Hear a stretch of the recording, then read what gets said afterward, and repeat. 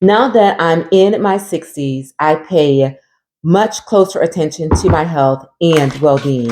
And one of the ways I do that is by choosing foods that truly support my body. For me, that means cutting out refined sugar, but still enjoying all of the flavors that I love. There are many reasons why excess sugar is bad for us, with one of them being chronic inflammation. And simply speaking, inflammation is our body's response to injury and illness and us consuming things that our body just doesn't know what to do with, such as excess sugar and toxins. I understand a lot of us still have a sweet tooth, and being that it's fall, we want to indulge in the flavors of fall. So today I am sharing with you one of my all-time favorite syrups, the pumpkin spice syrup that you can use for your coffees and your teas and things such as your oatmeals. But the beauty of this is because we are making it at home, we get to control the ingredients, we get to control the cost, and there is no added sugar. And before we get into today's recipe, let me just remind you that eating healthy and working out goes a lot further than just looking a certain way. It's all about longevity, feeling good, being healthy, and living our best lives well into our older years. And it happens at the table and it happens on that workout floor, as well as keeping ourselves hydrated, you guys. So if that sounds like a winner to you, press that subscribe button and join the Get Fit with Deborah family, where we are making it happen on this channel. And the ingredients for this pumpkin spice syrup, super simple. I've got some water and I've got my sweetener of choice, which is allulose.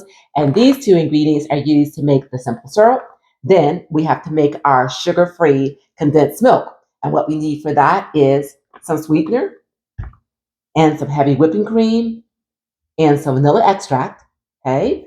And then, because it's a pumpkin spice flavor syrup, we are using some pumpkin spice. And another thing of note, you guys, remember to use the pumpkin puree and not the pumpkin pie filling. The difference is sugar, all right? So this is pumpkin puree, nothing but pumpkin in this.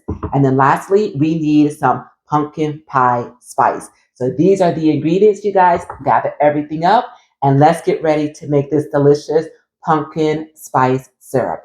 And remember to give this video a like, remember to give it a share, and enjoy.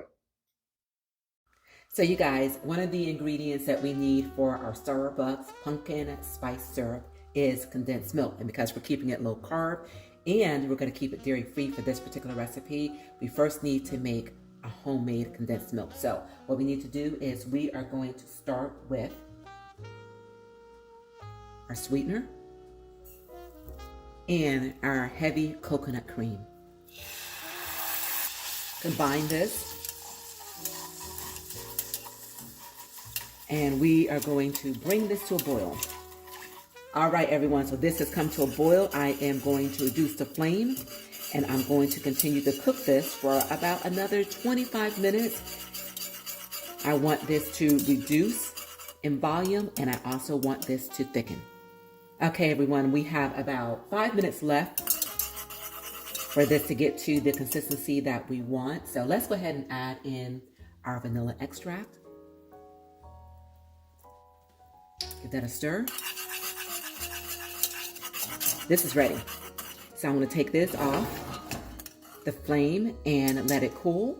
Okay, everybody, now that our condensed milk is ready and it has cooled down, let's go ahead and finish putting together our Starbucks pumpkin spice syrup.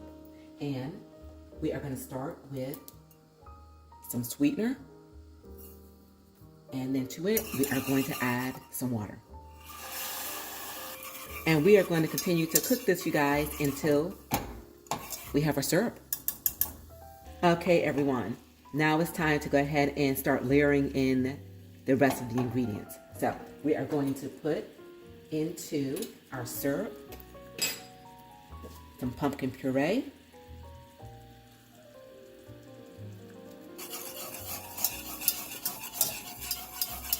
pumpkin pie spice.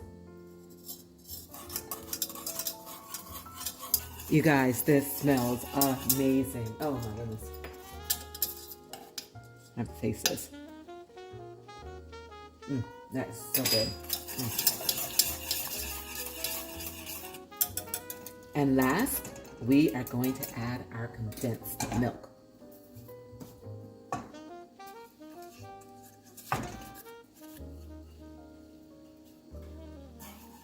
Give this a stir. And we are going to continue to heat this for about 2 minutes. Okay, everyone, our sauce is ready.